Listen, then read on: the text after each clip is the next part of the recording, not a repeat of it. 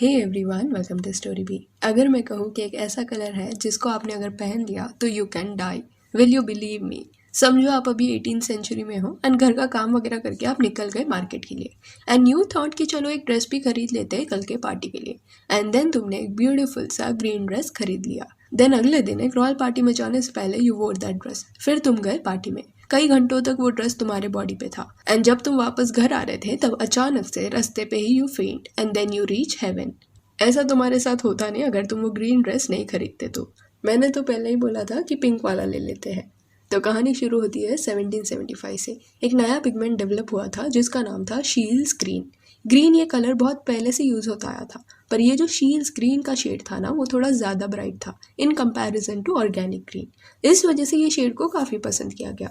Mainly ladies को कुछ भी चमकता हुआ दिखाई देता है तो they just want it. Even I never understood the reason behind it, but if anything is shining और sparkling we want it, we love being extra. तो 18th सेंचुरी की लेडीज कुछ ज़्यादा डिफरेंट नहीं थी हमसे, उन्हें भी ये चमकता शाइनी कलर पसंद आ गया। जब कलर मेकर्स ने ये देखा कि शील्स ग्रीन को इतना ज़्यादा पसंद कर रहे हैं लोग, तो उन्होंने सोचा कि और थोड़ा वाइब्रेंट ग्रीन बना लेते हैं। तो उन्होंने पेरिस ग्रीन, जिसे एमरल्ड ग्रीन भी कहा जाता है, ये शेड बना दिया, which was way too vibrant. पर प्रॉब्लम यहाँ ये था कि इसमें आर्सेनिक मिलाया गया था।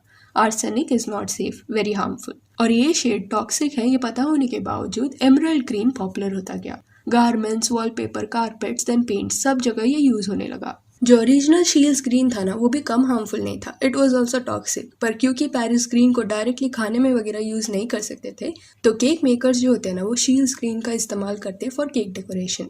तो एक ग्रीन खाने के वाया बॉडी में जा रहा था और एक ग्रीन लोग पहन रहे थे। इवन उस जमाने की क्वींस भी फैशन ट्रेंड को फॉलो करने के चक्कर में ये वाइब्रेंट ग्रीन कलर से बना हुआ गाउन्स ही पहनती। उसके अलावा कॉस्मेटिक्स में भी ये कलर यूज हो रहा था, तो क्वींस इसे अपने मुंह पे भी लगा रही थी। फिर गाउन्स एंड कॉस्मेटिक्स से मन नहीं भरा तो घर के इंटीरियर को भी हरा भरा कर दिया।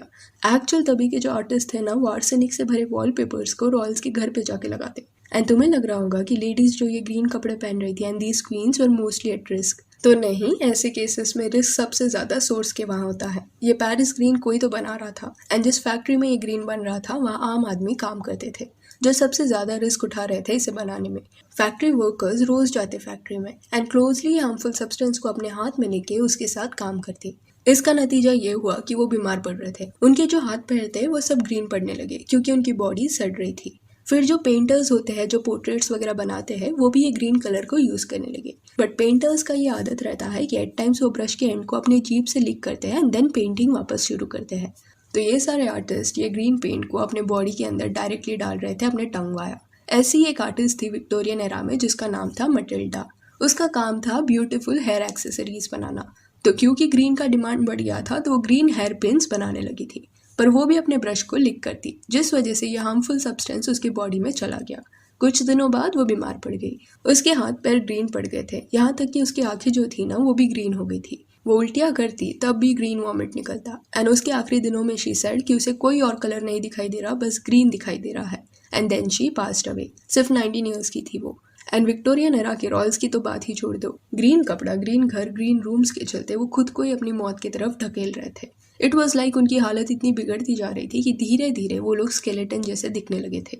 पर ये सब पता होने के बावजूद भी ये कलर को मार्केट से हटाना एक तरह से नामुमकिन हो गया था, क्योंकि हर जगह ये इस्तेमाल हो रहा था।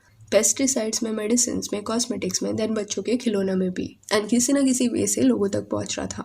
कभी कभी आई फील हम इंसान इतने अक्लमंद नहीं है जितना हमें लगता है, क्योंकि ये कहा जाता है कि ये कलर जो भी रूम्स में होता था ना उस रूम में बग्स कभी नहीं जाते थे, वहां से निकल जाते उल्टा। ग्रीन कलर करो घर को एंड बग्स को भगाओ, ये भी प्रमोट किया गया था। पर हम इंसान तभी इतने डम थे कि ये समझ ही नहीं पाए कि अगर एक कीड़ा ये कलर से भाग रहा है तो इमेजिन कितना हार्मफुल होगा ये। पर इंसान तो इंसान है, एक्सटिंक्शन की तरफ जाने में अलग ही मजा है। बट जब तक फैक्ट्री वर्कर्स को ही तकलीफ हो रही थी ना तब तक कोई एक्शन नहीं लिया गया। पर जिस दिन ये कलर की वजह से रॉयल्स मरने लगे ना तब एक्शन लिया गया। कहा जाता है कि नेपोलियन भी यही सब्सटेंस के चलते मरा, क्योंकि उसे जब ब्रिटिश आर्मी ने बंदी बना लिया था तब उसे वो घर में रखा था जिसका कलर ग्रीन था। उसके रूम्स का भी कलर ग्रीन था, जिसमें रहने की वजह से ही स्लोली फेल इल एंड फिर ही पास्ट अवे।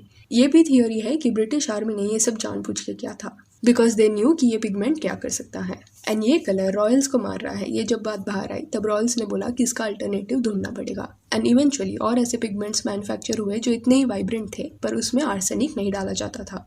तो पेरिस ग्रीन का जो यूसेज बंद हुआ ना वो 1870s में हुआ ऑलमोस्ट 1 सेंचुरी बाद। बट इसका यूसेज जब बंद हुआ उसके बाद भी पैरिस ग्रीन इंसेक्टिसाइड के अंदर यूज़ होता रहा है। Just that gown, cosmetics and medicine में इसका यूज़ बंद किया गया। तो हाँ, कभी 18th सेंचुरी में गए तो as I said pink gown खरीदना, ग्रीन नहीं। So yeah, that's it. Do let me know what are your thoughts on this, and if you want you can follow us on Instagram, जिसका link आपको description में मिल जाएगा। और ये video अच्छी लगी हो तो इस लाइक एंड शेयर करें, और इससे और अपडेट्स के लिए चैनल को प्लीज़ सब्सक्राइब करें। Thank you.